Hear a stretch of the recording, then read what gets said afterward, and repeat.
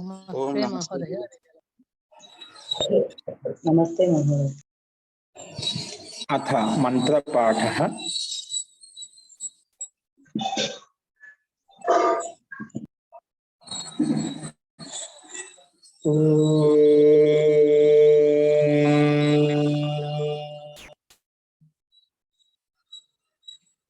सहनाववतु सहनौ भुनक्तु सह वीर्यं करवावहै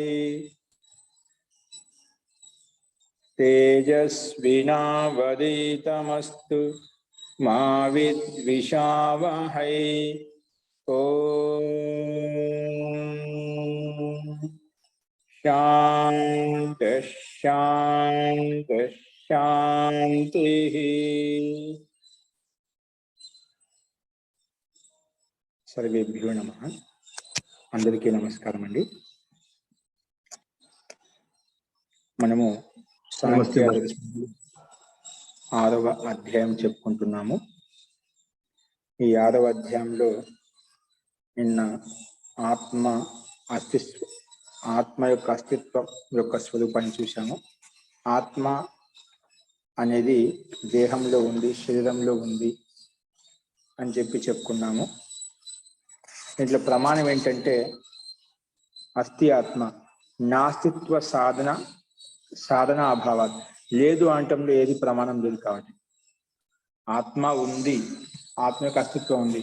లేదు అనడంలో ఆత్మ లేదని చెప్పి ఏ ప్రమాణం లేదు, లేదంటానికి ఇంకా ఆత్మ యొక్క అస్తిత్వం ఉంది। ఈ ఆత్మ ఉంది కానీ ఎక్కడ ఉందంటే దేహం కంటే భిన్నమైంది ఆత్మ అని చెప్పుకున్నాము। ఇది షష్ఠి ఉపదేశం ద్వారా కూడా చెప్పుకున్నాము। కానీ షష్ఠి ఉపదేశం ద్వారా చెప్పినప్పుడు పక్షి ఏమో ఆక్షేపించటే శిలాపుత్రవత్ కూడా షష్ఠి ఉపదేశం కదా, అక్కడ శిల యొక్క అవయవం ఏదైతే ఉందో అంత ఒకటే అయినప్పుడు ఇక్కడ కూడా జీవాత్మ శరీరం ఒకటే కావాలి కదా అని ప్రశ్నించినప్పుడు లేదు, అక్కడ ధర్మీ గ్రాహక మానబాధ, అక్కడ ధర్మీ గ్రాహకం ఏదైతే ఉందో అంటే జీవాత్మ ఏదైతే ఉందో అక్కడ స్వయం సంకేతించడం లేదు। శిల అనేది, రాయి అనేది ఇది నా చెవులు నా కళ్ళు అని చెప్పి మా సంబంధాన్ని స్వయం చెప్పడం లేదు, వేరే వాళ్ళ అది చెప్పబడుతుంది। కాబట్టి శిలాపుత్రవత్ అని చెప్పిన దృష్టాంతం యుక్తి సంగతం కాదు। కాబట్టి అది నా మనసు నా కళ్ళు అని చెప్పి అయితే మనం స్వయం ఆత్మ అనుభూతి ద్వారా చెప్తుందో అది మాత్రం ఆ సంబంధం ద్వారా మనం తెలుసుకోవాలి। దీన్ని బట్టి మనం దేహం కంటే భిన్నమైంది జీవాత్మ అని చెప్పుకున్నాము।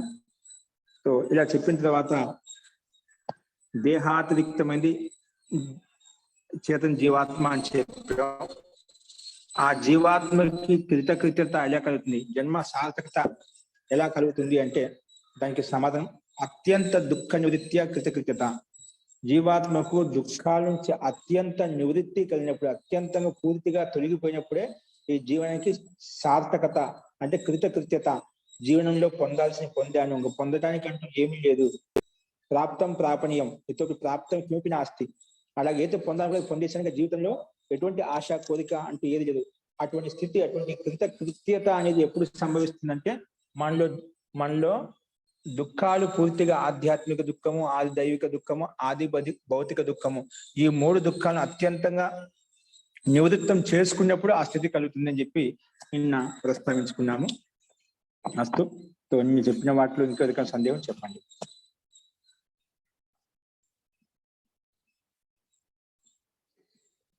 ఓకే అండి, కృతమంచుదాము। స్లైడ్ చూడండి। సరే, జీవాత్మకి కృతకృత్యత ఎలా కలుగుతుంది అంటే అత్యంత దుఃఖ నివృత్తి ద్వారా కృతకృత్యత కలుగుతుందని చెప్పాం। అంటే దుఃఖ రూపయ అనాత్మ సంపర్క రహిత, అనాత్మ సంపర్క విముక్తియ, అనాత్మ అంటే ప్రకృతి ద్వారా విముక్తి అంటే మోక్షం, ప్రకృతి ద్వారా ఎప్పుడైతే బంధనం తొలగిపోతుందో అంటే ప్రకృతి సంబంధం ఉండదు, అంటే జన్మ యొక్క సంబంధం ఉండదు, అప్పుడే నీకు ఈ జన్మ జీవాత్మకు కృతకృత్యత కలుగుతుందని చెప్పుకున్నాం। కానీ నువ్వు అత్యంత దుఃఖ నివృత్తి ద్వారానే కృతకృత్యత కలుగుతుంది అంటున్నావు। అయితే దుఃఖ నివృత్తి కలిగి సుఖప్రాప్తి కలిగే కదా, అలా ఎందుకు అంటున్నావు? దుఃఖ నివృత్తి ద్వారా కృతకృత్యత కలుగుతుంది, అత్యంత సుఖ ప్రాప్తి ద్వారా జీవాత్మకి కృతకృత్యత కలుగుతుంది అలా ఎందుకు చెప్పకూడదు? అది చెప్పు, కథముచ్యతే అత్యంత దుఃఖ నివృత్తియ, అత్యంత దుఃఖాన్ని నివృత్తం చేసుకున్నప్పుడే జీవాత్మకి కృతకృత్యత కలుగుతుంది చెప్తున్నావు కదా. అలా కాకుండా నా పునః అత్యంత సుఖాప్తియ సుఖం పొందడం ద్వారానే నా పునః అత్యంత సుఖాప్తియ సత్ అత్యంత సుఖంతో ఎందుకు కలగదు? అత్యంత సుఖాప్తియ సత్ కృతకృత్యత విమోక్ష మోక్షంలో అత్యంత సుఖం ప్రాప్తి సుఖాన్ని పొందడం ద్వారా మనకు కృతకృత్యత కలుగుతుంది. అలా ఎందుకు చెప్పకూడదు? దుఃఖాన్ని తొలగించుకున్నప్పుడు ఎందుకు దుఃఖం తొలగించుకున్నప్పుడు దుఃఖం తొలగిపోయినప్పుడు ఏముంది? వదిలేసుకున్నాం. అక్కడ సుఖ ప్రాప్తి అంటే ఏం చెప్పాలి అక్కడ.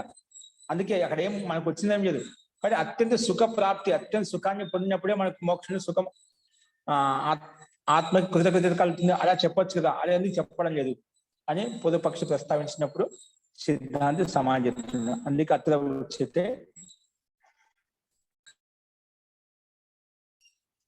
ఏం చెప్తున్నారు? యథా దుఃఖాత్ క్లేశః పురుషస్య యథా దుఃఖాత్ క్లేశః పురుషస్య ఏ విధంగా అయితే దుఃఖం నుండి క్లేశం పురుషుని కలుగుతుందో, అంటే దుఃఖం వలన మనిషికి దుఃఖం వలన ఏ క్లేశం కలుగుతుందో, బాధ కలుగుతుందో, దుఃఖం కలుగుతుందో, నా తథా సుఖాత్ అభిలాష సుఖం వల్ల అభిలాష కోరుకుంటుంది. నాకు సుఖం కావాలని సుఖం మీద అభిలాష కోరుకుంటుంది. ప్రతి ఒక్కరు కోరుకుంటే సుఖం పట్ల అభిలాష ఆకాంక్ష ఎక్కువ ఉండవట. దుఃఖం తొలిగిపోతే సుఖం వస్తుంది తెలుసు అనమాట. అందుకే ఎక్కువ యథ ఏ విధంగా దుఃఖాత్ క్లేశ పురుషస్య దుఃఖం వలన పురుషుని క్లేశం కలుగుతుందో, నా తథా అలాగా సుఖాత్ అభిలాష దుఃఖం పట్ల ఏ విధంగా విరక్తి భావన కలుగుతుందో అట్లా సుఖం పట్ల అభిలాష భావన ఉండదు. నా తథా సుఖాత్ అభిలాష సుఖం వలన అభిలాష ఉండదు అని చెప్పి సిద్ధాంతం చెప్పాడు. చూడండి ఏంటది? సంసారే అంటే సంసారంలో మనుష్యస్య మనిషికి యథ దుఃఖాత్ క్లేశ దుఃఖం వలన ఏ విధంగా క్లేశం కలుగుతుందో, బాధ కలుగుతుందో, పీడ కలుగుతుందో అది చెప్పి యథా దుఃఖాత్ క్లేశ యథ క్లిష్టత ఉద్విగ్నత కలుగుతుందో, హానికారి పోతే ఇంకా హాని కలుగుతుందో, నా తథా సుఖాత్ అలా ఆ విధంగా నా తథా సుఖాత్ భవతి అభిరుచి ఏ విధంగా దాని పట్ల ఉద్రిత భావన క్లేశము క్లిష్టత ఉద్విగ్నత హానికారత కలుగుతుందో అలాగా నా తథా సుఖం వలన అంటే దుఃఖం వలన విని కలుగుతున్నాయి. అలా నా తథా సుఖం వలన సుఖాత్ భవతి అభిరుచి సుఖం వలన అభిరుచి గాని క్లిష్టత గాని లాభకారి గాని నాశకార్యస్య బలవత్వ క్లిష్టత గాని లాభకారి గాని ఈ రెండు కూడా మనకు సుఖం వలన అభిలాష గాని ఆకాంక్ష ఇటువంటివి ఏమి ఉండవు. ఏ విధంగా దుఃఖం వలన కలుగుతాయో. అందుకే నాశ కార్యస్య బలవత్వాత్ రచనాపేక్షయ ఎందుకంటే నాశనం యొక్క అంటే నష్టం కావడం అంటే ఏదైతే ఉందో అదే బలవంతమైన బలవత్వాత్ బలంగా ఉండటం వలన ఏదానికి రచనాపేక్షయ నష్టం కావడం అనేది చాలా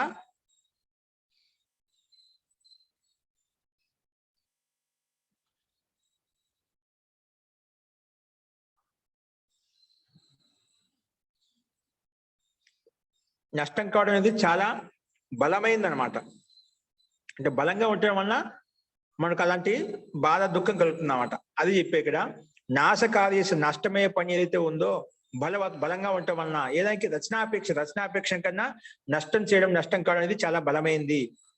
ప్రాప్త్యాపేక్ష నాశాభావ ప్రాప్తి అపేక్ష నాశాభావ ప్రాప్తి అంటే ఇక్కడ ప్రాప్తిలో మనకు నాశనం కావడానికి అంటూ నష్టం కావడం అంటూ ఏది ఉండవట.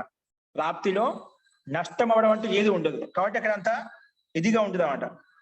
కాబట్టి నాశనం చేసే పని పట్ల అంటే నాశనం ఏదైతే అవుతుందో నష్టం ఏదైతే ఉందో రచనాపేక్ష బలంగా ఉండటం వలన మనకు అక్కడ అంత దుఃఖం ఎక్కువగా అనిపిస్తుంది. అలాగే ప్రాప్తి అపేక్ష అంటే పొందే విషయంలో లాభాన్ని పొందే విషయంలో అక్కడ దుఃఖం యొక్క అభావం ఉంటుంది. కాబట్టి ఇది శ్రేష్టమైందని చెప్పుకుంటామట.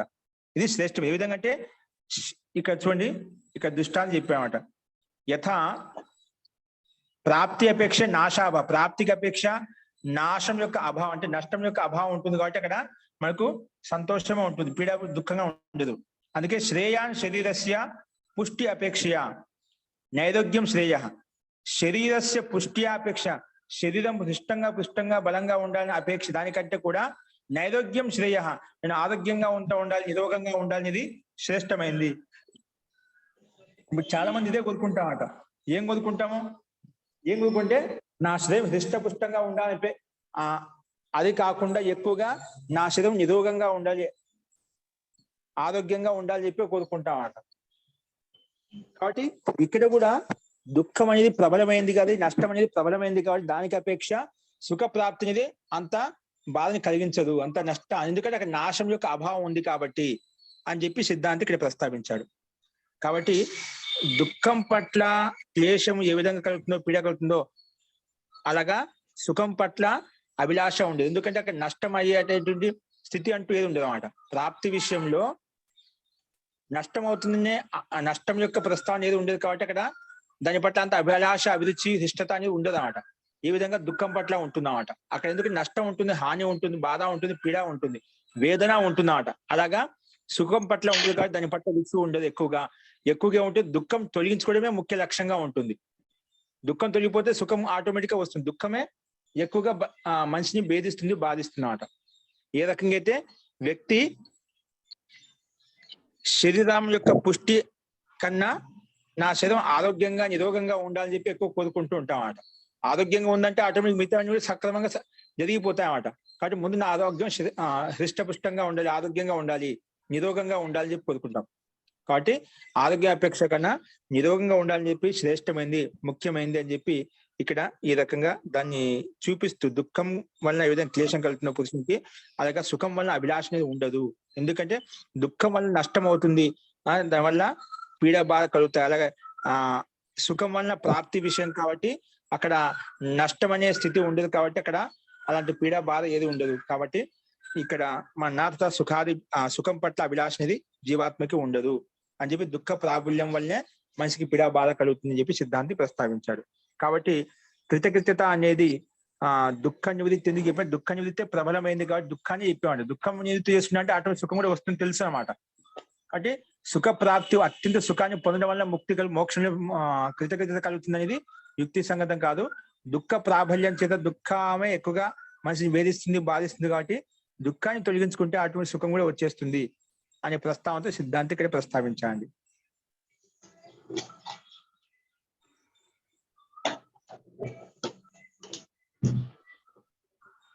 స్లైడ్ మార్చండి. ఇలా చెప్పిన తర్వాత అందుకే ఏం చెప్పారు ఇక్కడ,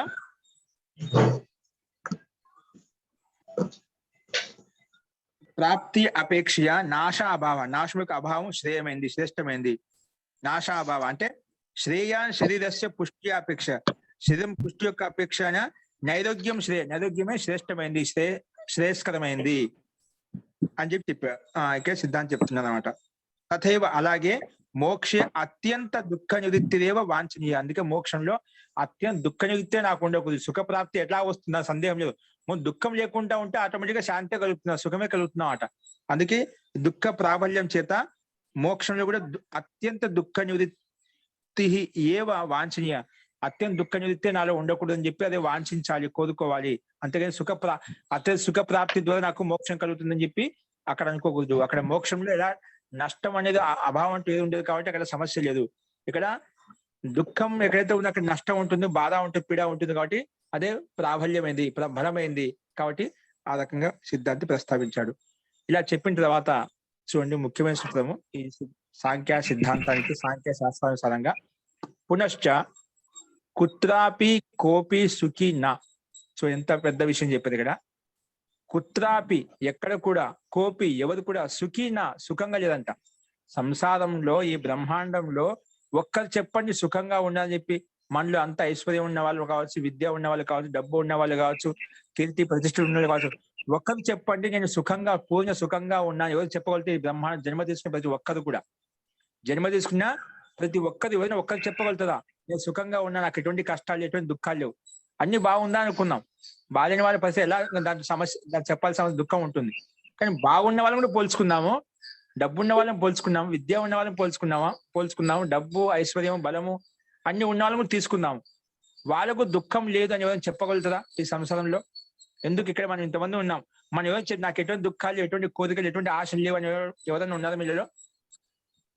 నాకు ఎటువంటి దుఃఖాలు లేవు, నాకు ఎటువంటి బాధలు లేవు, నా కుటుంబంలో అంతా సుఖంగా సంతోషంగా ఉన్నా, కొడుకులకి పిల్లలకు అందరికి పెళ్లిళ్ళు అయిపోయావు, వాళ్ళ జాబ్లో వాళ్ళు సెటిల్మెంట్ అయ్యారు, నాకు ఏ బాధ ఏ దుఃఖం లేదు అనే వాళ్ళు ఎవరైనా ఉన్నారా?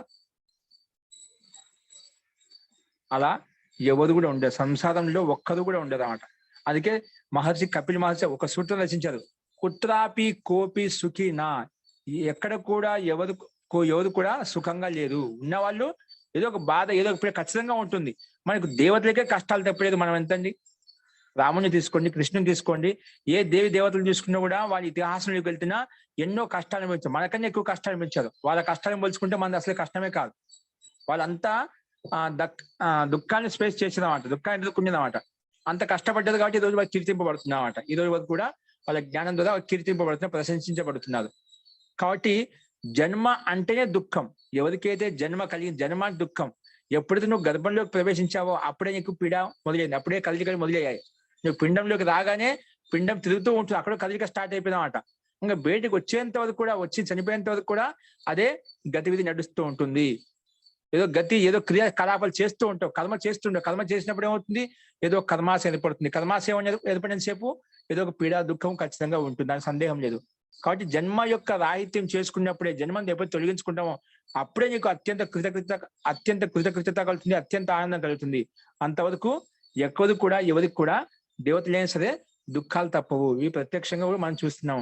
ప్రతి ఒక్కరి జన్మ అంటే దుఃఖం, జన్మ వలన దుఃఖం ఉందిగా జన్మ కలిగిందన్నమాట. ఆ దుఃఖాలను అనుభవించడం కోసం, సుఖాలను పొందడం కోసమే జన్మ తీసుకొని వచ్చామన్నమాట. కాబట్టి మీకు కుత్రాపి కోపి సుఖి నాస్తి అని చెప్పి కపిల్ మహర్షి కూడా అందుకే సూత్రం రచించారు. అందుకే భాషలో కుత్రచి స్థానేపి, ఏ స్థానంలో కూడా కోపి ఎవరు కూడా జన సుఖి నాస్తి, ఎవరికి జనంలో ఈ సంసార జనులు సుఖంగా లేదు, సంతోషంగా లేదు. అంటే ఏదో ఒక బాధ ఉందన్నమాట. ఖచ్చితంగా మనసులో పీడ ఉంటుంది. బాధ అదే పనిగా బాధ కూర్చుంటే అవన్నీ ఎదుర్కొంటూ ఉంటామన్నమాట. పూర్తిగా సంపూర్ణ నాకు ఎటువంటి ప్రాపణి ఇతోపి ప్రాపణి కిమపి నాస్తి అనే వాళ్ళ స్థితి, అటువంటి స్థితి ఎవరికి ఎక్కడ కూడా ఉంటుంది అన్నమాట. ఏదో ఒకటి పీడ ఉంటుంది, ఖచ్చితంగా ఉంటుంది అన్నమాట, దాని సందేహం లేదు. జన్మ ఉంటే దేహం ఉన్నంతసేపు ఏదో ఒక రోగము, ఆకలి దప్పికలు, ఇవన్నీ కూడా పీడనే, ఇవన్నీ రోగాలే అనమాట. ఏదో ఒకటి వస్తూనే ఉంటాయి, ఆకలి దప్పికలు వేస్తూ ఉంటాయి, ఏదో ఒక రోగం వస్తూనే ఉంటుంది. అలాగే జన్మ ఉన్నంతసేపు ఏదో ఒకటి మనకు ఆధ్యాత్మిక దుఃఖం కావచ్చు, ఆది దైవిక దుఃఖం కావచ్చు, ఆది భౌతిక దుఃఖం కావచ్చు. ఈ 3 దుఃఖాల్లోంచి ఏదో ఒక దుఃఖం అని వెంటాడుతూనే ఉంటుంది, ఆ సందేహం లేదు, ఖచ్చితంగా వెంటాడుతున్నమాట. కాబట్టి ఇక్కడ మనకు సంసారంలో ఎవరిలో కూడా ఎక్కడైనా కూడా సుఖంగా లేదని చెప్పి సిద్ధాంతి మనకి ఇక్కడ ప్రస్తావిస్తున్నారు. ఓకే, సో నెక్స్ట్ చూడండి. యత సుఖిన యత్ సుఖం, యత ఎందుకంటే యత సుఖిన యత్ సుఖం అంటే ఇక్కడ ఏంటంటే, సరే మన సంసారం సుఖం ఉన్నట్టు, సుఖం లేనప్పుడు మరి దీనికోసం ఈ బ్రహ్మాండం, ఈ సృష్టి రచన ఎందుకండి, ఇదంతా మాయం చేయొచ్చు కదా. తో ఒకే సుఖం ఉందనుకున్నాం అనుకోండి, ఆ సుఖం కూడా దుఃఖమైంది అని చెప్పి సిద్ధాంతం చెప్తున్నాయి ఇక్కడ. యత ఒకవేళ సుఖిన యత్ సుఖం, సుఖంగా ఉండే వాళ్ళకు, ధనవంతులకు, ఐశ్వర్యవంతులకు, విద్యావంతులకు సుఖం ఉందంటాం కదా. ఒకవేళ అది సుఖంగా ఉంటుందా అనుకున్నా, అది కూడా వివేకవంతులు, జ్ఞానవంతులు, ఋషి మహర్షులు అది కూడా దుఃఖమే అని చెప్పి చెప్పారన్నమాట. చూడండి ఇక్కడ ఏదైతే సుఖం సంసారంలో కనిపిస్తుందో మళ్ళీ ఆ సుఖం ఏంటి, ఆ సుఖం వల్ల అది సుఖం కాదంటే అది సుఖమే. సుఖమైనప్పుడు క్షణికమైన సుఖము, నిరంతరమైన శాశ్వతంగా వచ్చే సుఖం కాదు, క్షణికమైంది. అందుకే తదపి ఆ క్షణికమైన సుఖాన్ని కూడా, ఆ సుఖాన్ని కూడా దుఃఖ శబలం ఇది, దుఃఖ శబలం దుఃఖంతో యుక్తమైందని చెప్పి దుఃఖపక్షే నిక్షిపంతే వివేచకాహ. తదపి దుఃఖ శబలం ఇది, తదపి అంటే ఆ సుఖం కూడా దుఃఖ శబలం, దుఃఖాధిక్యంతో ఎక్కువగా ఉంది కాబట్టి దుఃఖపక్షే నిక్షిపంతే, దుఃఖపక్షంలోనే అది అంతర్గతం తీసుకుంటారు.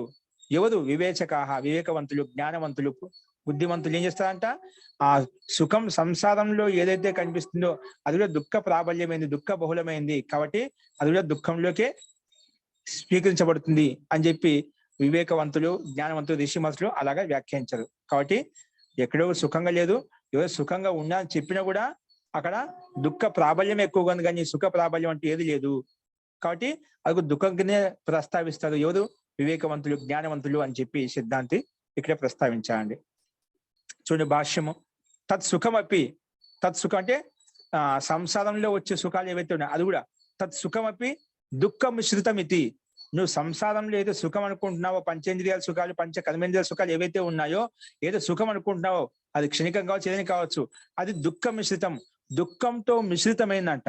సంసార సుఖం అంటేనే ఖచ్చితంగా దుఃఖం కూడా దాంట్లో ఉంది. సుఖము దుఃఖము కలిసిన దాన్నే సుఖం అంటామట. అంటే ఇక్కడ సుఖము దుఃఖం రెండు కలిసి ఉంటాయట, దాన్ని సుఖం కింద చెప్తామట. కాబట్టి ఇది కూడా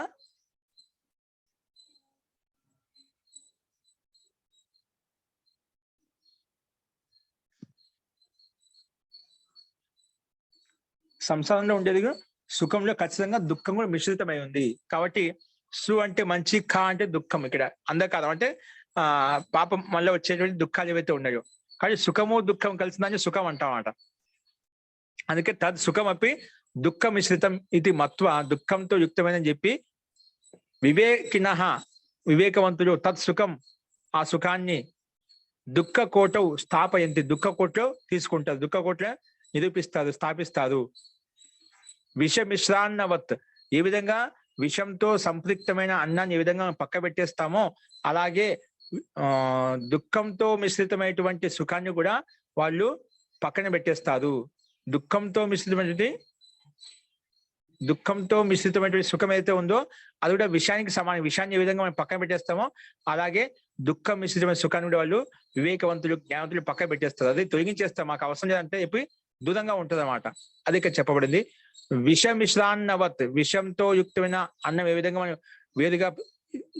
వేరుగా పెడతామో అలాగే ఇక్కడ కూడా దుఃఖంతో మిశ్రమైన సుఖం అయితే ఉందో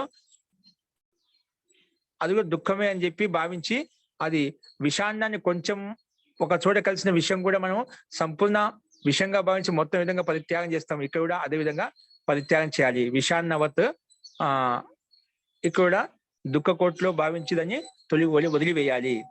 తో ఇందులో ప్రమాణం చూపించాడు. ఉక్తం యత యోగ దర్శనే పరిణామ తాప సంస్కార దుఃఖైర్ గుణవృత్తి విరోధాచ దుఃఖమేవ సర్వం వివేకిన. అంటే వివేకవంతులకు పరిణామ దుఃఖము, తాప దుఃఖము, సంస్కార దుఃఖము, గుణవృత్తి విరోధ దుఃఖము, గుణవృత్తి దుఃఖము, విరోధ దుఃఖము, ఇవన్నీ దుఃఖాలు ఏవైతే ఉన్నాయో దుఃఖమేవ సర్వం వివేకిన. వీటన్ని చూసిన తర్వాత అన్ని చోట్ల దుఃఖమే దుఃఖం కనిపిస్తుంది, కానీ ఎక్కడ కూడా సుఖానుభూతి అంటే ఏది కనిపించలేదు. అందుకే వివేకవంతులకు దుఃఖమేవ సర్వం వివేకిన, వివేకం అంత కూడా దుఃఖమయమే కనిపిస్తుంది, దాంట్లో సందేహం లేదు. కాబట్టి పరిణామ తాప సంస్కార దుఃఖేది గుణవృత్తి విరోధాచ దుఃఖమేవ సర్వం వివేకిన. ఈ సూత్రం ప్రకారంగా పరిణామ దుఃఖము, తాప దుఃఖము, సంస్కార దుఃఖము అనేవి ప్రతి జీవాత్మలో ఉంటాయి కాబట్టి, ప్రతి ఆత్మలో ఉంటాయి కాబట్టి మూడు దుఃఖాలు ఖచ్చితంగా మనం ఏదో ఒకటి స్థితిలో ఉండి బాధపడుతూ ఉంటామట. ఏదో ఒక స్థితిలో మనకు ఏదో ఒక బాధ పీడ, అది శారీరక రుగ్మత కావచ్చు, రాగ ద్వేషాల వల్ల కావచ్చు, ఇంకేదైనా కోపం వల్ల వచ్చే ఆవేశం వల్ల కావచ్చు, ఏదో ఒకటి మనకు పీడ అనే దుఃఖం బాధిస్తూనే ఉంటుంది. కాబట్టి ఇక్కడ యోగదర్శనంలో పరిణామ తాప సంస్కార దుఃఖేది గుణవృత్తి విరోధాచ దుఃఖమేవ సర్వం వివేకిన, అంతా దుఃఖమేమి, అంత దుఃఖంతో యుక్తమైందని చెప్పి ఇక్కడ సిద్ధాంతి ప్రస్తావించాడు. అలాగే ఇది ఈ రకంగా మనం చెప్పుకున్నామండి. అస్తు, ఇందులో రకంగా సందేహం చెప్పండి. ఈ రకంగా సందేహం ఉందా? ఓకే, సరే. కుత్రాపి కోపి సుఖి నాస్తి, ఎక్కడ కూడా ఎవరికి సుఖంగా లేదు. ఒకవేళ సుఖంగా ఉన్నారు అనుకున్నా కూడా ఆ సుఖం ఎలా ఉంది అంటే అది కూడా దుఃఖంతో మిశ్రితమైంది. కాబట్టి వివేకవంతులు ఆ దుఃఖాన్ని కూడా పక్కన తీసి పెట్టేస్తారు, అది కూడా దుఃఖమే, అది కూడా దుఃఖంతో యుక్తమైందని చెప్పి పక్కకు తీసేస్తారు అని చెప్పి సిద్ధాంతికి ప్రస్తావించాడు. ఇలా చెప్పిన తర్వాత మళ్ళీ ఇక పొదుపక్ష ఏ రకంగా తీసుకొస్తున్న విషయాన్ని దుఃఖ నివృత్తిదేవ పురుషార్థత్వం ఉచ్యతే. సరే, దుఃఖ నివృత్తి అత త్రివిధ దుఃఖాత్యంత నివృత్తి అత్యంత పురుషార్థ అని చెప్పుకున్నాం కదా. సో ఒకవేళ అలాగే తీసుకుందాం, దుఃఖ నివృత్తిదేవ పురుషార్థత్వం ఉచ్యతే. దుఃఖ నివృత్తి మాత్రం, దుఃఖాన్ని తొలగించుకోవడం మాత్రమే పురుషార్థత్వం ఒకవేళ చెప్తేనా తత్ర సుఖ లాభ అభావాత్ తత్ర సుఖ లాభ అభావాత్ స్యాత్ అపురుషార్థత్వం. కేవలం దుఃఖ నివృత్తం మాత్రమే పురుషార్థమైనని చెప్పుకుంటేనా, అంటే కేవలం దుఃఖాన్ని తొలగించుకోవడం మాత్రమే పురుషార్థత్వం అని ఒకవేళ చెప్తే గిన సుఖ లాభాభావాత్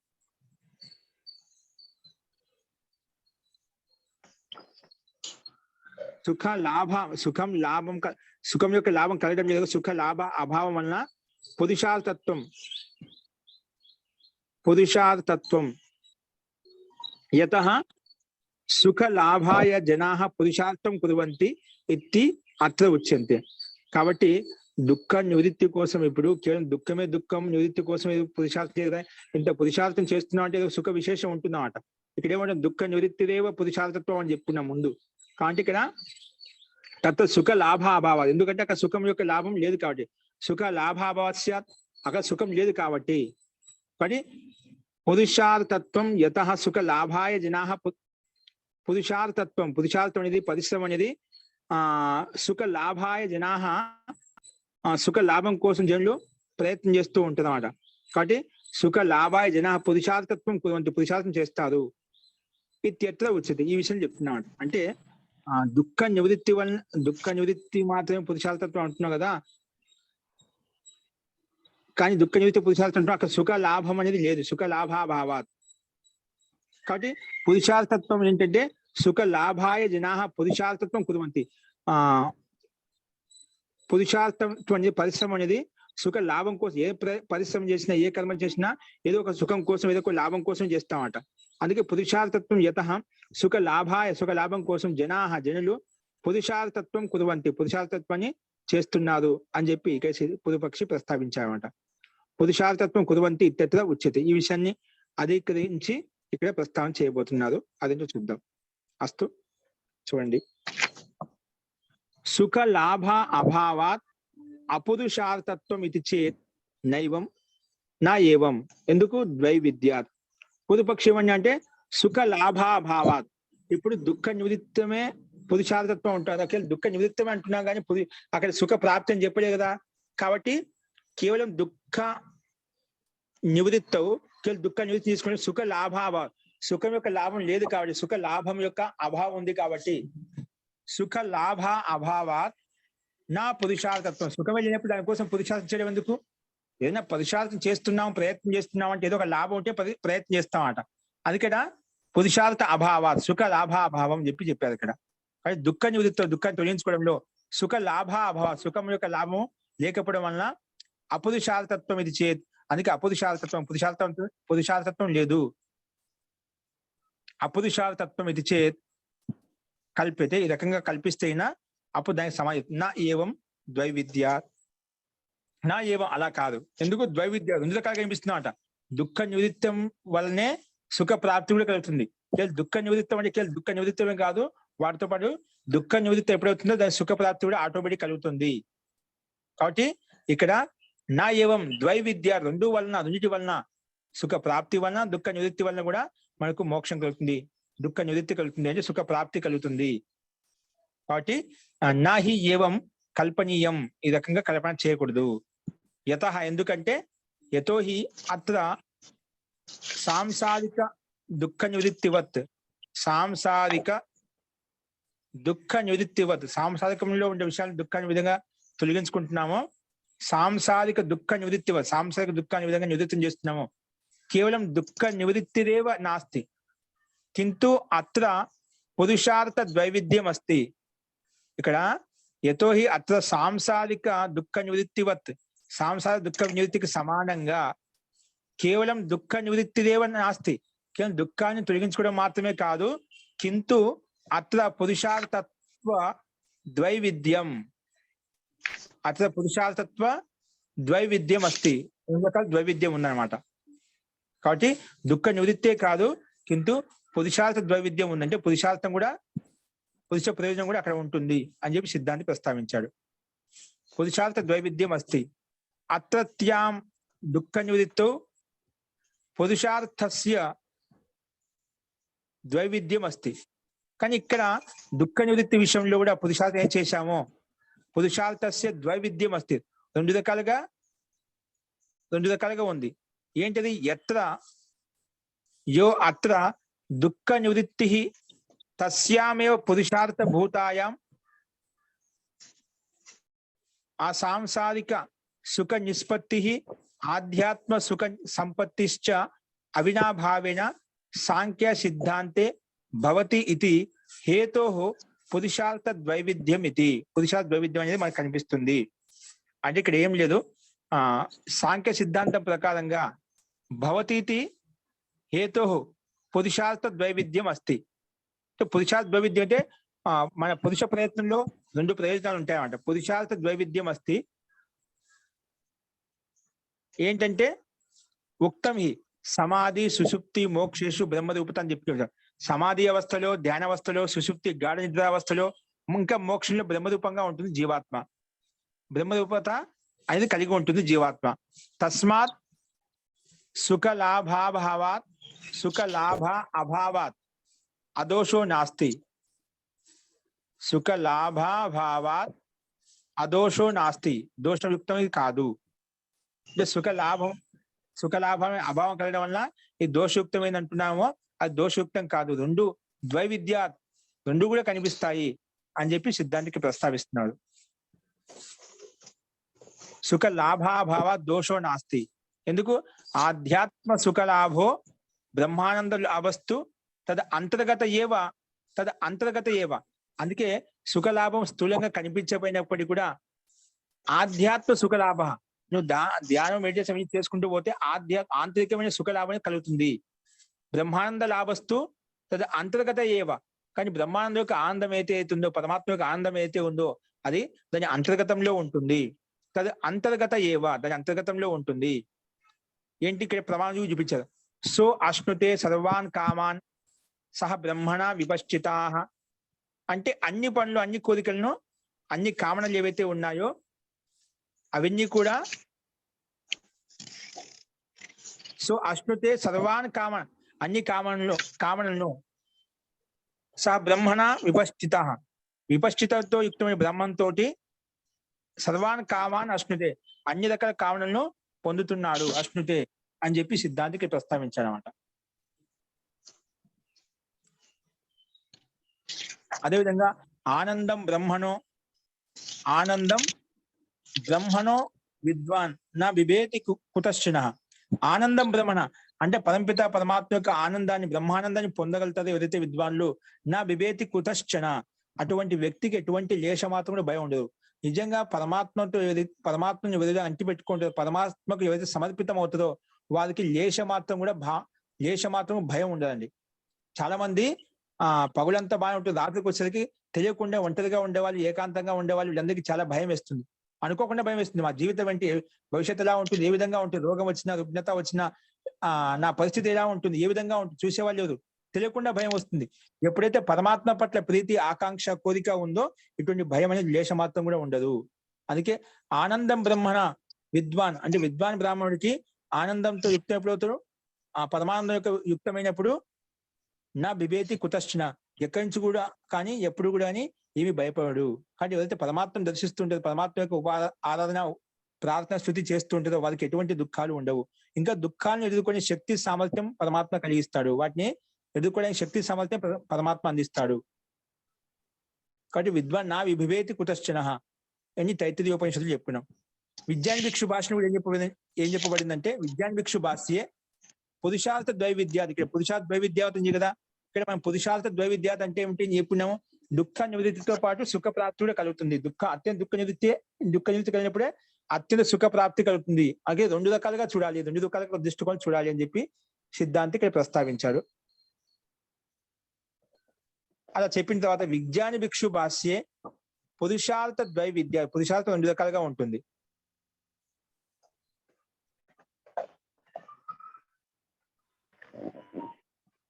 రెండు రకాలుగా ఉంటుంది. ఏంటంటే సుఖ దుఃఖత్వ అభావత్వ్యాం, సుఖత్వ దుఃఖ అభావద్భ్యాం ఇత్యర్థః. ఇక్కడ విజ్ఞాన భిక్షు భాషలో పురుషార్థ ద్వైవిద్యాత్ అనే పదానికి అర్థం చెప్పంటే సుఖత్వ దుఃఖత్వ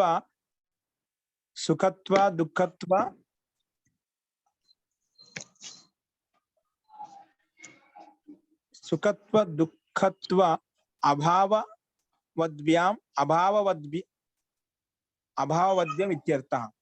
అంటే సుఖీ స్యాత్ దుఃఖీ నాస్యామితి. సుఖీ శ్యాం దుఃఖీ నాశ అంటే ప్రతి జీవాత్మను సుఖంగా ఉండాలి, నేను దుఃఖంగా ఉండకూడదు అని చెప్పి ప్రతి ఆత్మ కోరుకుంటాను.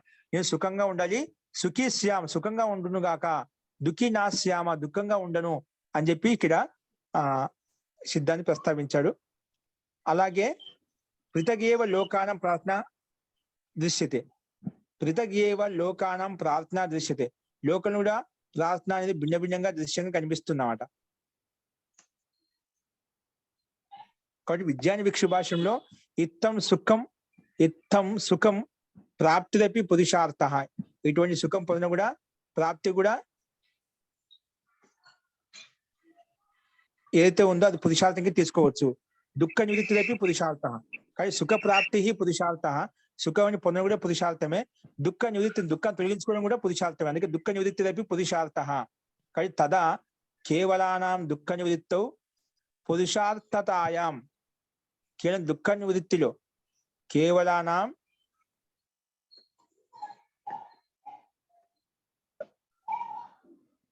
దుఃఖ నివృత్తం అంటే పురుషార్థాయాం విజ్ఞాని భిక్షు భాషానుసారేనా అంటే కేవలం దుఃఖ నివృత్తి అనే ఉన్నప్పుడు ఏ విధంగా దోషం వస్తుందని చూపిస్తున్నాడు. తదా కేవలాయం దుఃఖ నివృత్తి. కేవలం దుఃఖ నివృత్తిలో పురుషార్థ ఉన్నప్పుడు ఏమవుతుంది? విజ్ఞాని భిక్షు భాష్యానుసారేన మోక్షే ఖలు ఏకాంగిని భవతి. అంటే మోక్షంలో ఏకాంగిని అయిపోతుంది, ఒకే విధంగా అయిపోతున్నమాట. వ్యాపకంగా స్వీకరించకపోతే మోక్షే ఏకాంగిని కృతకృత్యత పురుషార్థతాచ ఆపదతి. అంటే ఈ మోక్షం అనేది ఏకాంగం ఏకవయవాచి అని చెప్పి మనకు అర్థమవుతున్నమాట. కాబట్టి పురుషార్థతాయ విజ్ఞాని భిక్షు భాష్యానుసారంగా ఏమవుతుంటే మోక్షే ఖలు ఏకాంగిని కృతకృత్యత. ఏకాంగిని అంటే ఒకే అంగం, కృతకృత్యత అత పురుషార్థత ఆపదతి. ఈ రకమైన ఏకాంగి భావం వస్తుందన్నమాట. ఎప్పుడు ఓన్లీ దుఃఖ నివృత్తి తీసుకున్నామంటే సుఖ ప్రాప్తి లేని దోషం వస్తుంది. కానీ రెండు తీసుకున్నప్పుడు దుఃఖ నివృత్తి అని ఎప్పుడు రెండు తీసుకోబడినప్పుడు అప్పుడు ఏకాంగి అనేది అలా ఉంటుంది. సంపూర్ణ శరం చేత ఏక అవయవం యొక్క పిండ విశేషం ఏర్పడుతుంది. కాబట్టి ఇక్కడ ఆ జీవాత్మకి కృతకృత అనేది కలుగుతుంది. అందుకే పురుషార్థతాచ ఆపతి. పురుషార్థం యొక్క ప్రయోగం కూడా అంతర్గతంగా తీసుకోబడుతుంది అన్నమాట. కాబట్టి ఈ రకంగా సిద్ధాంతం ఏం చెప్పాడంటే ఇక్కడ దుఃఖ నివృత్తిదేవ పురుషార్థత్వం వచ్చింది. దుఃఖ నివృత్తి మాత్రం పురుషార్థం చెప్తున్నావు కదా. సుఖ లాభ అభావం, ఎందుకు సుఖం యొక్క అభావం ఉండటం వలన మరి అటువంటి పురుషార్థత్వం యత సుఖ లాభాయ జనా పురుషార్థం కురువంతి అట్లా అంటున్నావు కదా. మన జనులు సంసారంలో ఉండే జనులంతా కూడా పురుషార్థం కోసమే, పురుషుని యొక్క ప్రయోజనం కొరకు ప్రయత్నం చేస్తూ ఉన్నదన్నమాట. ప్రయత్నం చేస్తున్నారు. కానీ ఇక్కడ అలా ఎందుకు చెప్పడం లేదు? దుఃఖ నివృత్తి ఎందుకు చెప్తున్నారంటే ఇక్కడ అది కూడా పురుషార్థం. దుఃఖ నివృత్తి మాత్రం చేతనే మనకి సుఖ ప్రాప్తి కలుగుతుంది. కేవలం దుఃఖ నివృత్తే కాదు, దుఃఖ నివృత్తితో పాటు సుఖ ప్రాప్తి కూడా కలుగుతుంది అని చెప్పి సిద్ధాంతి ఈ రకంగా ఇక్కడ ప్రస్తావించాయండి. అసలు ఎందుకు సుఖ లాభ అభావాత్ అపురుషార్థత్వం. సుఖం లాభం కనిపించలేదు కదా, ఇది పురుషార్థత కాదు. పురుషార్థం ఏదో ప్రయోజనం ఉద్దేశించి చేస్తాము. కానీ అటువంటి పురుషార్థం ఏం లేదు. దుఃఖ నివృత్తి చేసుకునే పురుషార్థం అంటున్నాం. ఇదేలా సంభవిస్తుంది? సుఖ ప్రాప్తి పురుషార్థం అంటే అది ఏదో ఒక రకంగా ఉంటుంది. కాబట్టి లేదండి దుఃఖ నివృత్తి అంటున్నా, దుఃఖ నివృత్తి అవుతుందంటే ఖచ్చితంగా సుఖ ప్రాప్తి కూడా ఆటోమేటిక్ గా వచ్చేస్తుంది. ద్వైవిధ్యం రెండు రకాలుగా ఉంటుంది. కాబట్టి ఈ రకంగా సిద్ధాంతి ప్రస్తావించాలండి. అస్తు. ఇందులో సందేహం చెప్పండి. ఇప్పుడు స్లైడ్ మార్చండి.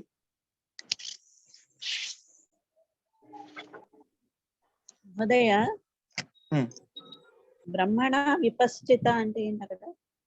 సో అస్తే సర్వాన్ కామాన్ సహ బ్రహ్మ అంటే బ్రహ్మస్వరూపమైనటువంటి విద్వాంసుడి ద్వారా, బ్రహ్మతుల్యమైనటువంటి విద్వాంసుడి ద్వారా. అంటే బ్రహ్మలో ఏమైనటువంటి విద్వాంసుడు, విపశ్చిత బుద్ధిమంతుడు, తెలివైన వాడు, విజ్ఞానవంతుడు. విపశ్చితుడు బ్రాహ్మణుడు, పండితుడు అని అర్థం. ఆనందం అంటే ఆనందయుక్త బ్రహ్మణ విపశ్చిత, బ్రహ్మతో యుక్త విద్వాంసుడు నా బిభేతి కుతశ్చన. లేశ మాత్రం కూడా ఎక్కడ కూడా భయపడు. బ్రహ్మతో సంపర్కం ఉన్న వాళ్ళు, బ్రహ్మాండంతో యుక్తమైన వాళ్ళు, బ్రహ్మకు సమర్పణమైన వాళ్ళకు లేశ మాత్రం దుఃఖం ఉండదు. నా కుతశ్చన నా బిభేతి కుతశ్చన, ఎక్కడ కూడా ఏ సందర్భంలో కూడా అతడు భయపడు అని చెప్పి సిద్ధాంతికి ప్రస్తావించాను.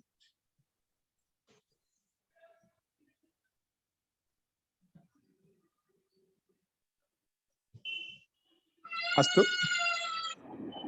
ఇలా చెప్పిన తర్వాత ఇంకెందుకు సందేహం ఉందండి ఇక్కడ? ఈ సమాజంలో మనం చూస్తున్నాము, కానీ దుఃఖ నివృత్తితో పాటు దుఃఖాన్ని మన ప్రాధాన్యంగా దుఃఖం ప్రబలంగా ఉంటే ముందు దాన్ని తొలగించుకోవాల్సిస్తాం. సుఖ ప్రాప్తి వలన మనకు అంత నష్టం హాని ఉండదు కాబట్టి మనం దాని గురించి అంత ఆలోచించాం. ముందు దుఃఖం నాకు తొలగిపోతే చాలు అనుకుంటుంటాం. ఈ దుఃఖం కష్టం పోతే చాలు అంటే ఆటోమేటిక్గా దుఃఖం అయిపోయినా సుఖం అప్రాప్తి ఆటోమేటిక్ కలిగిపోతుంది, దాన్ని చెప్పాల్సిన అవసరం లేదన్నమాట. అందుకే దుఃఖానికి ప్రాధాన్యత ఇచ్చి దుఃఖ నివృత్తి మాత్రం పురుషార్థత్వం అని చెప్పుకున్నామాట. ఇప్పుడు ఈ విషయంలో ఎవరైనా పోయి దుఃఖ ప్రాప్తి ఎందుకంటే సుఖ ప్రాప్తి కృతకృత్యత మోక్షానికి మోక్షానికి అధికారి అవుతాడు, అత్యంత సుఖ ప్రాప్తి కలిగినప్పుడు, అత్యంత వివేకం కలిగినప్పుడు అలా ఎందుకు చెప్పలే అంటే అది ఒక్కొక్క శైలి ఒక దృష్టికోణంతో ఆలోచిస్తామట. ఇక్కడ దుఃఖ ప్రాబల్యం ఎక్కువగా ఉంటుంది, దుఃఖాన్ని తొలగించుకుంటే నాకు సుఖ ప్రాప్తి అని చెప్పి కొంత అలా ఆలోచిస్తారు. సుఖం వచ్చినప్పుడే సుఖం ఉందంటే నువ్వు దుఃఖం లేదు కాబట్టి నీకు సుఖ ప్రాప్తి కలిగిందన్నమాట. కొంచెం ఆ దృష్టికోణంలో ఆలోచన చెప్తున్నామట. ఇక్కడ ఏది విరుద్ధం కాదనమాట, అభిప్రాయ భేదం. అంటే చెప్పడానికి శైలి భిన్నంగా ఉంది అంతే, కాబట్టి ఆ రకంగా అర్థం చేసుకోవాలి. అస్తు ఇలా చెప్పిన తర్వాత భవతు పురుషార్థ ద్వైవిధ్యాత్ అత్యంత దుఃఖ నివృత్తౌ అదోష. సో పురుషార్థ ద్వైవిధ్య పురుషార్థం రెండు రకాలుగా ఉంది.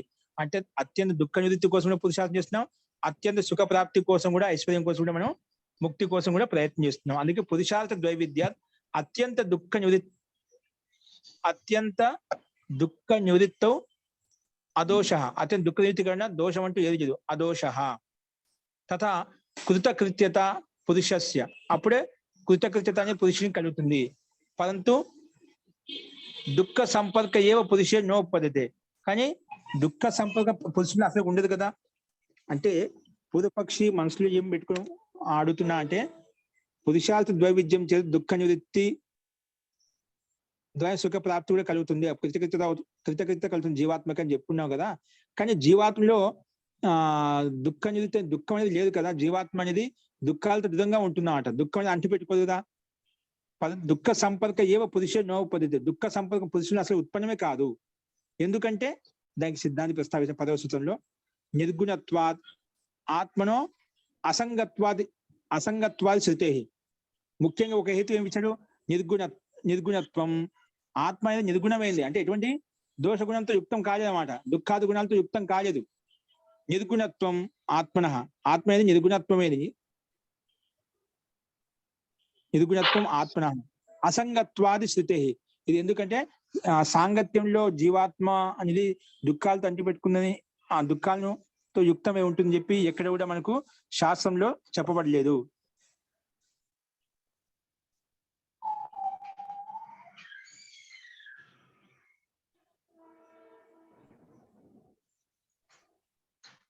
కాబట్టి నిర్గుణత్వం ఆత్మన ప్రసంగత్వాది శృతి. ఈ నిర్గుణత్వ ఆత్మ అనేది నిర్గుణమైంది, బాగానే ఉంది. అసంగత్వాది సంగత్యంలో ఉండదని చెప్పి మా శృతిలో వేదము చెప్పుకున్నాం. చూడండి భాష్యము. ఆత్మన నిర్గుణత్వం అంటే పురుషస్య నిర్గుణత్వం అస్తి.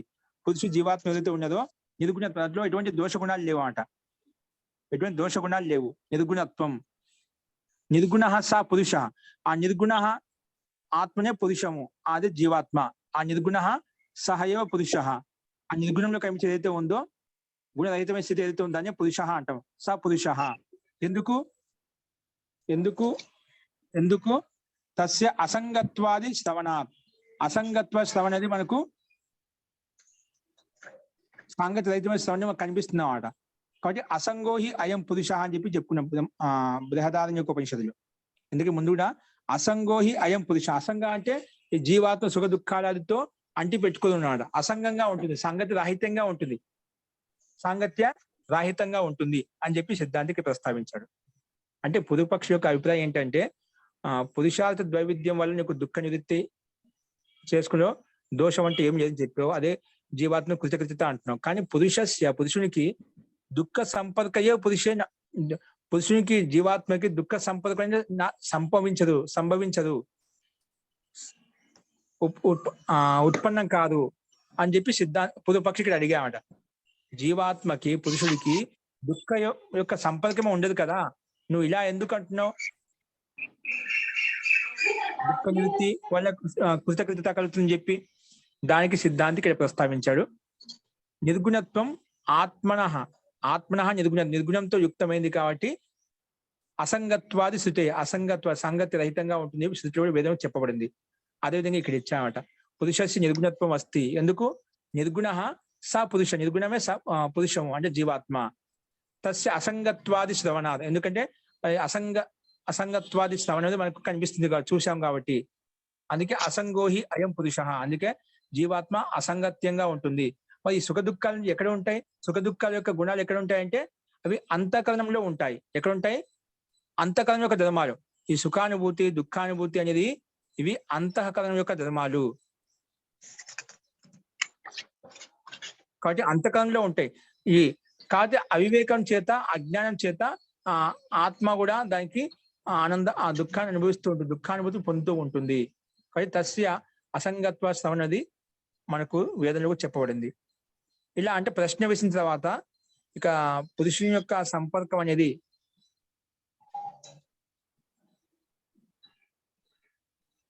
దుఃఖ సంకల్ప పురుషుల్లో అది సంభవించదు. ఎందుకంటే అసంగంతో యుక్తమైన వాడు జీవాత్మ అసంగంతో అంటే సంగతి రాహిత్యంతో ఉంటుంది చెప్పి చెప్పుకున్నాం. ఇలా చెప్పిన తర్వాత సమాధం ఏం చెప్తానని సిద్ధాంతం సమాధత్తే పరధర్మత్వేపి తత్సిద్ధి అవివేకాత్. అంటే ఈ సుఖ దుఃఖాది గుణాలు ధర్మాలు ఏవైతే ఉన్నాయో అవి అంతఃకరణంలో ఉంటాయని చెప్పాను. మరి అంతఃకరణంలో ఉన్నప్పుడు సుఖ దుఃఖాది ధర్మాలు అంటే పరధర్మాలు జీవాత్మ లేవు.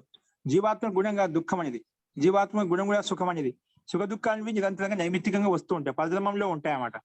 అందుకే పరధర్మత్వేపి తత్సిద్ధి అవివేకాత్. అంటే ఇక్కడ చూడండి భాషలో పరధర్మంలో అంటే అంతఃకరణంలో ఉన్నప్పటికీ కూడా తత్సిద్ధి అంటే జీవాత్మ యొక్క సిద్ధి కలుగుతుంది. ఎందుకు? అది సుఖ దుఃఖానుభూతి జీవాత్మలో ఆరోపించబడుతుంది. ఎందుకంటే అవివేకం వలన అజ్ఞానం వలన ఇలాగా ఆరోపించబడుతుంది. చూడండి, పరధర్మత్వే అపి అంటే లౌకికం దుఃఖాధికం, పరధర్మం అంటే అంతఃకరణ ధర్మ. లౌకికం దుఃఖాధికం అంటే లోకంలో వచ్చే సుఖ దుఃఖానుభూతి ఏవైతే ఉన్నాయో వీటిని పరధర్మ అంటే అంతఃకరణ ధర్మ. అంతఃకరణం అంటే అంతఃకరణ చతుష్టం అంటే బుద్ధి చిత్త అహంకారం చెప్పి ఇవి అంతఃకరణంలో ఉంటాయి. సుఖ దుఃఖానుభూతి యొక్క సంస్కారం కూడా అంతఃకరణంలో ఉంటాయి. అందుకే ఉక్తం హి పురం మూలంలో చెప్పుకున్నాం, అంతఃకరణ ధర్మత్వం ధర్మాదీనం. ధర్మాలు ఏవైతే ఉన్నాయో సుఖ దుఃఖానుభూతి పుణ్య ఫలాలు ఏవైతే ఉన్నాయో ఇవన్నీ కూడా అంతఃకరణ యొక్క ధర్మంలో గ్రహించబడతాయి. అందుకే అంతఃకరణ ధర్మత్వం ధర్మాదీనం. యోగ దర్శనం చెప్పుకున్నాం, యోగ దర్శనే అపి కర్మఫలం విపాక తద్గుణ వాసన ఆశయ తేచ మనసి వర్తమాన పురుషే విపదిశ్యంతే సాహి తత్ఫలస్య భోక్త ఇది. ఇప్పుడు కర్మఫలం అనేది ఆ కర్మ చేసిన ఫలము, దాని యొక్క విపాకము అంటే తదనుగుణమైన వాసన. నీవు ఏ విధమైన కర్మ చేసావో ఆ కర్మానుగుణంగా ఆ సంస్కారం ఏర్పడుతుంది, ఆ సంస్కారం వల్ల వాసన ఏర్పడుతుంది, ఆ వాసనానుగుణంగా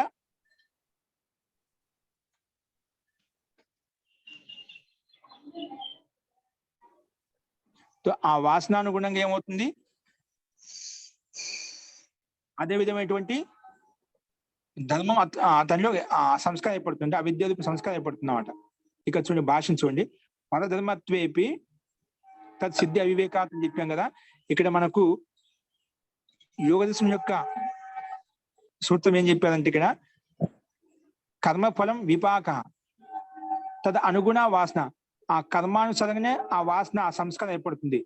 ఆశయ అంటే దాని యొక్క ఆశ అంటే వాసన రూప ఆశయం అన్నమాట. మనసి వర్తమాన మనసులో ఉన్నప్పటికీ కూడా అంటే ఇవి కర్మఫలం యొక్క ఫలానుభూతి అంటే సుఖ దుఃఖానుభూతి అనే ఫలం అనేది కూడా మనసులో వర్తమానంగా ఉన్నప్పుడు కూడా పురుషే విపదిశ్యంతే. ఎందుకు? సహి తత్ఫలస్య భోక్త కర్త అయితే. ఇక్కడ మనం ఏ విధంగా అయితే సైనికులు మన యుద్ధం చేస్తూ ఉంటారు, వాళ్ళు చనిపోతుంటారు, ఓడిపోతూ ఉంటారు, కానీ జయ పరాజయం ఈ విధంగా స్వామిలు చెప్తామో ఇక్కడ కూడా జీవాత్మ అంతర్గతంగా ఉన్నటువంటి మనసులో చిత్తంలో బుద్ధి అహంకారంలో ఉన్నప్పటికీ కూడా ఇవన్నీ ఉన్నప్పటికీ కూడా వీటి యొక్క వ్యపదేశం ఎక్కడ ఉంటుంది? జీవాత్మని వ్యపదేశిస్తాము. కానీ పరధర్మత్వే అంటే సుఖ దుఃఖానుభూతి అనేటివి అంతఃకరణంలో ఉన్నప్పటికీ కూడా దాని యొక్క అంతఃకరణం చెప్పకుండా ఇవన్నీ జీవాత్మలో ఆరోపిస్తాం. అంటే జీవాత్మ ఎందుకంటే సుఖ దుఃఖానుభూతికి భోగాలు అనిపించడానికి సూక్ష్మంగా వాటిని అనుభూతిని పొందుతూ ఉంటున్నాడు. అనుభవకర్త జీవాత్మే కాబట్టి అది అక్కడ జీవాత్మకు సహాయంగా ఉంటూ సుఖ దుఃఖానుభూతిని సాధనంగా ఉంటూ వాటి అనుభూతి యొక్క ఫలాన్ని మాత్రము జీవాత్మ అనుభవిస్తుంటుంది. ఇవి కానీ ధర్మాలు మరియు సుఖ దుఃఖాది ధర్మాలు మాత్రము ఇవన్నీ కూడా అంతఃకరణలో ఉంటాయని చెప్పి సిద్ధాంతికి ప్రస్తావించాడు. సో అదే విధంగా మనసి వర్తమాన పురుషే విపదించింది, పురుషుని విపదించబడతాయి. ఎందుకంటే సాహి తత్ఫలస్య భోక్త, ఎందుకంటే ఆ ఫలం యొక్క కర్త ధర్త కూడా అంత కూడా ఆ భోక్త జీవాత్మే కాబట్టి.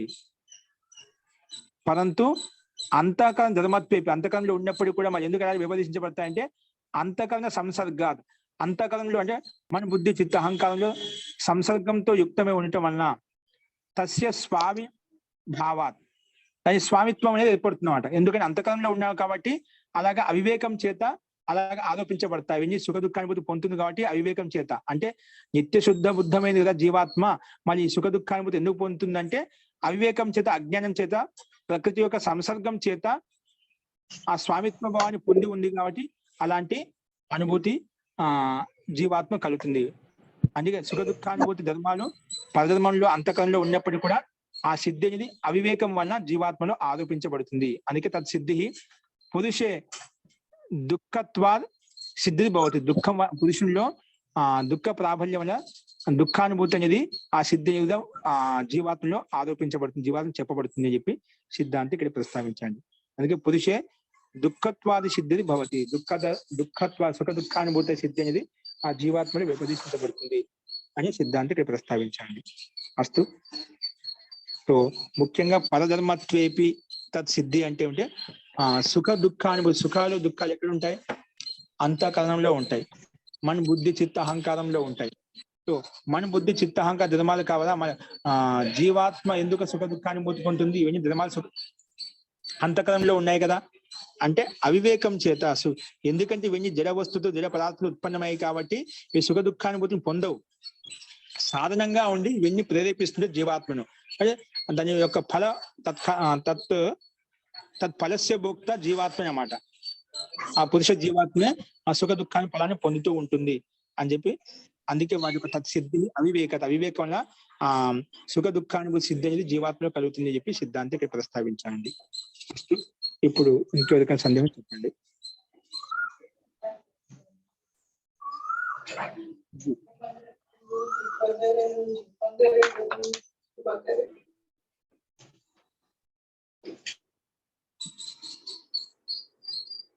అస్తు. సో ఈ రకంగా జీవాత్మ అసంగో హి అయం పురుష అని చెప్పి చెప్పుకున్నాం కదా. పూర్వపక్షి ఈ విధంగా ఆక్షేపించండి. ఇప్పుడు దుఃఖ అత్యంత దుఃఖ నివృత్తి అనేది ఇక్కడ అత్యంత దుఃఖ నివృత్తి కృతకృతత కలుగుతుంది అని ఏ విధంగా చెప్పావో, అది దుఃఖ నివృత్తి అనేది అసలుకి దుఃఖమే జీవాత్మలో ఉండదు. నువ్వు అత్యంత దుఃఖ నివృత్తి ఎందుకు అంటున్నావంటే, అంటే జీవాత్మ దుఃఖమే ఉండదని చెప్పి నీకు ప్రమాణం చూపించడు. అసంగోహి అయం పురుష, జీవాత్మ అసంగత్యంగా ఉంటుంది, ఆ సన్నిహిత రహితంగా సంపర్క రహితంగా ఉంటుంది. దుఃఖమే దుఃఖం ఉందా ఎలా చెప్తున్నావంటే, అది దుఃఖం అనేది పరధర్మంలో ఉన్నప్పటికీ కూడా, అంటే అంతర్ధర్మంలో అంతఃకరణ ధర్మంలో ఉన్నప్పుడు కూడా అవివేకం చేత తత్సిద్ధి, అవివేక కారణంగా ఆ పురుష జీవాత్మలో వ్యపదేశించబడుతుందని చెప్పి సిద్ధాంతి ఇక్కడ ప్రస్తావించండి. అస్తు. సో నెక్స్ట్ ఇదే సందర్భంలో ఈ అవివేకం అనేది ఎక్కడి నుంచి ఎలా ఉంటుంది అనే విషయాన్ని, ఈ అవివేకం అనేది ఎప్పటి నుంచి ఉంటుంది, దానికి ఎటువంటి కర్మాశయం వల్ల ఇలా ఏర్పడింది అనేది ఇంకో ప్రశ్న భిన్నంగా ఉంది, అది చెప్పుకుందామండి. ఇప్పుడు అవివేకం అనేది అనాది భవతి, ఈ అవివేకం అనాది కాలం నుంచి వస్తుందన్నమాట. ఈ అవివేకం ఎప్పుడు వచ్చిందా? నైమిత్తికమైందా, నిత్యమైందా, ఏంటి అవివేకం ఎప్పటి నుంచి ఉంది, ఎంతవరకు ఉంటుంది అనే విషయాన్ని, అది అనాది కాలం నుంచి ఉందా లేదా సాది అంటే అది ఉత్పన్నమైందా, మళ్ళీ నష్టం అవుతుందా లేదా, అంటే అనాదితో యుక్తమైందా లేదా ఆదితో యుక్తమైందా అనే విషయాన్ని ప్రస్తావన తీసుకొని ఇదే విషయంలో ఇంకా ప్రస్తావిస్తుందా అదేంటో చూద్దామండి. అస్తు. ఇంకా సందేహం అంటే తర్వాత చూద్దామండి. మంత్రపాఠం తర్వాత మంత్రపాఠ. ఓం सर्वे भवन्तु सुखिनः सर्वे सन्तु निरामयाः सर्वे भद्राणि पश्यन्तु मा कश्चित् दुःखभाग् भवेत्। ओम शांति शांति शांति। सर्वेभ्यो नमः। अंदरिकी नमस्कारम अंडी। नमस्कार। नमस्ते महोदय। नमस्ते।